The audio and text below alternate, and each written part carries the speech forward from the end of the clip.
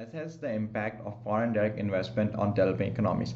Whenever you read a question, the first thing that should go through your mind is to underline all the key words.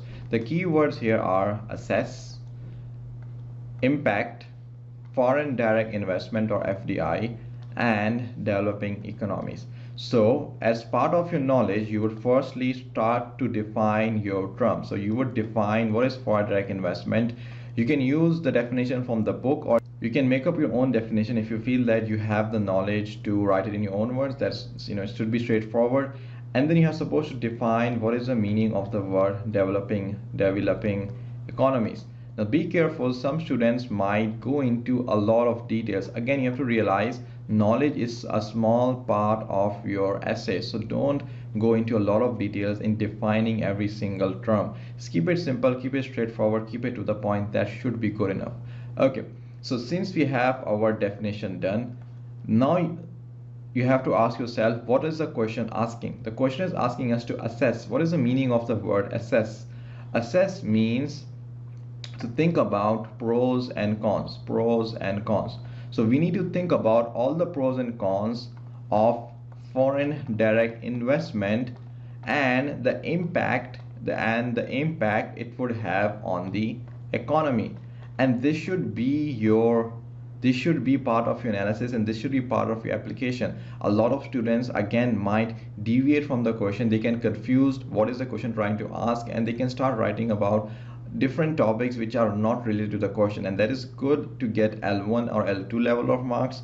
But if your answer is not to the point and not relevant to the question, you're not gonna get L4 marks. Again, firstly, the first step is to always write your definitions, always write your terminologies. Step number 2, ask yourself what is the question asking you, and then if you can try to bullet point what is the question trying to ask you, that is going to make your application and your analysis pretty straightforward. And we discussed in the previous video that your application should be connected to your analysis, meaning whenever you're explaining any concept, any topic, you should bring in your application so that they both look interconnected. And if you can do that, that is going to give you a high level of marks.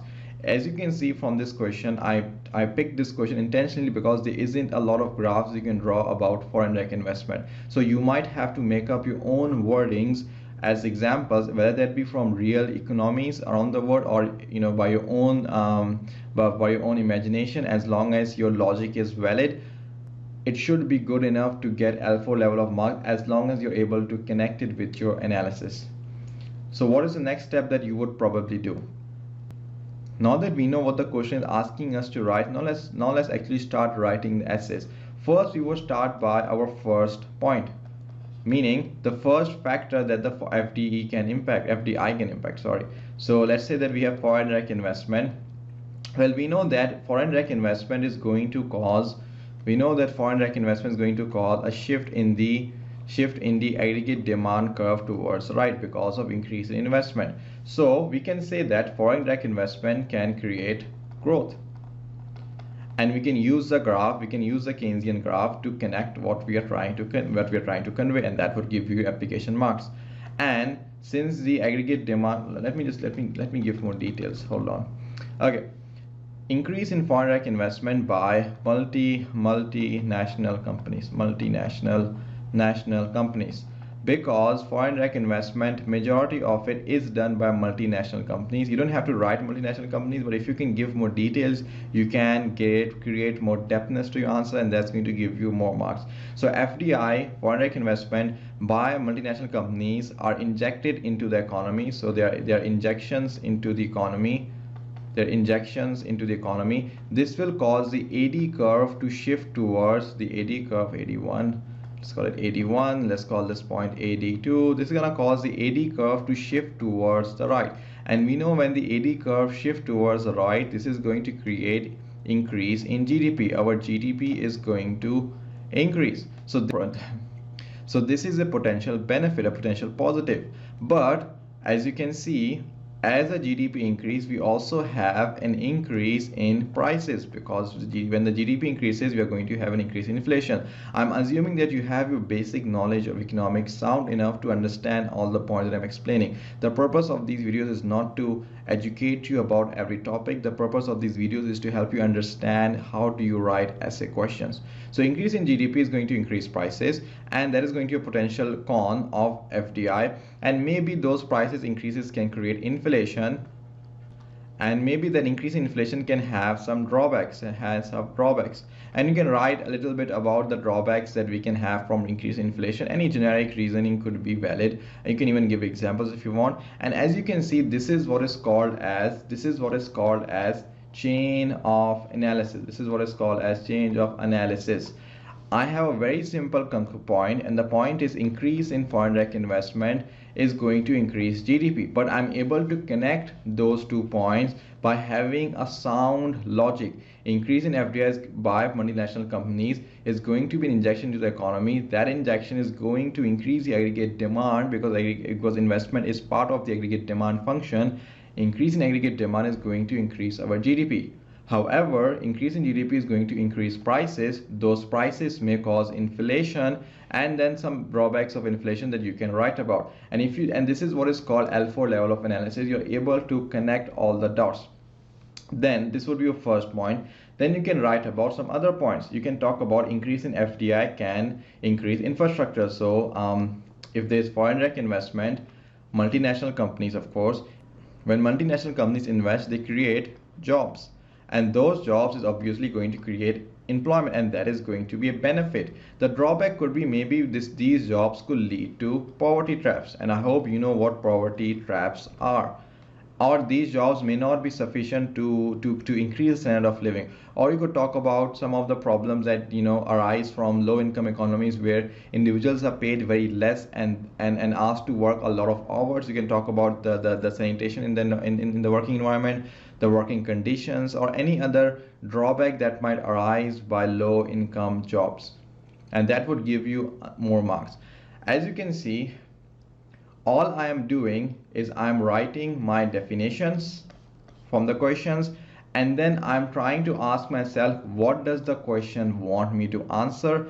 And then one by one I'm going through all my points. I've only written 2 points over here. You can probably write 3 or 4 points. You can talk about how FDI impacts exchange rate. You could talk about how the FDI can impact environment.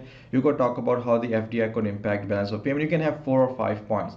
But what is important is to understand what does the question want you to write. So if I can figure out what does the question want me to write, then I can go through 1 point at a time and then try to explain each one of them using examples, using application, to increase more depthness in my answer. But that is not enough. You also need evaluation.